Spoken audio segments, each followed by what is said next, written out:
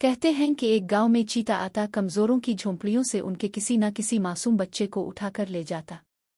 गाहे के सारे ताकतवर मिलकर कमजोरों की माली मदद भी करते और दूसरों में भी मदद का जज्बा पैदा करने का बहाना बनाकर अपनी मदद की तशहीर भी करते रहते। इबादतगाहों में इज्तिमाई तौबा का इंतज़ाम भी करवाया जाता। कस ताकतवर से पूछा जाता कि चीते को पकड़ने की कोशिश क्यों नहीं करते, तो वो कहता, कोशिश तो बहुत करते हैं, मगर शायद ये हमारे अमाल की सज़ा है।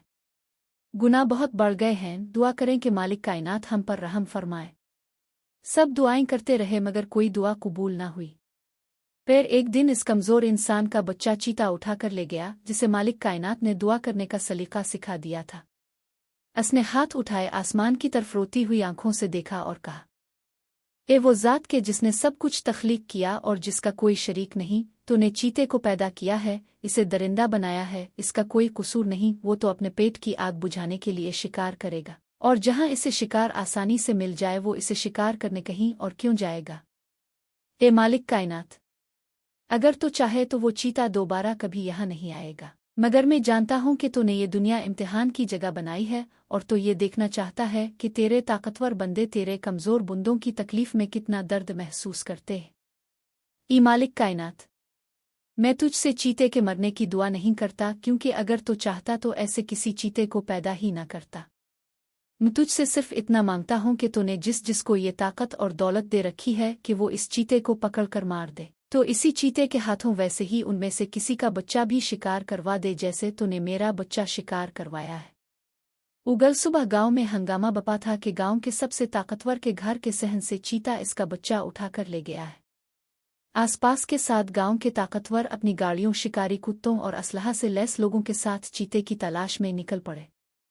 सबकी जुबान पर एक ही जुमला था कि अब इस चीते की हिम्मत बहुत बढ़ गई है, ये ऊंची हवेलियों की दीवारें फलांगने लगा है। दर्जनों शिकारी कुत्तों ने कुछ ही देर में चीता ढूंढ निकाला, इसे मार दिया गया। चीते की लाश को गांव के बीचों बीच लटका कर गोलियां बरसाई गईं। कहती हैं कि इस गांव से दोबारा फिर कभी किसी कमजोर का बच्चा किसी चीते का शिकार नहीं बना। इस गांव के दाखिली रास्ते पर इस ताकतवर शख्स के शिकार होने वाले बच्चे के नाम की एक बहुत बड़ी पत्थर की यादगार बनाई गई है, जिस पर लिखा गया है कि इस बच्चे के खून की बरकत से रब्बुल आलमीन ने गांव वालों को एक खूनी दरिंदे से नजात दी।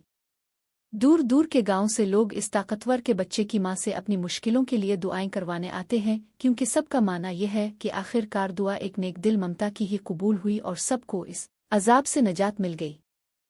आइए इस कमज़ोर नेक दिल इंसान से दुआ करने का सलीका सीखते हैं और दुआ करते हैं कि काश ऐसे ही नेक दिलों और ताकतवरों का सब कुछ भी ये पानी बर्बाद कर दे कि जो इस मुल्क में डैम बनवाने की ताकत रखते हुए भी उन ताकतवरों की तरह इस दिन तक सिर्फ ओ गुनहगार गरीबों में सिर्फ देगे राशन और कपड़े बांटते रहेंगे, जब तक कि उनका अपना बच्चा इस सैलाब में नहीं बह जाता।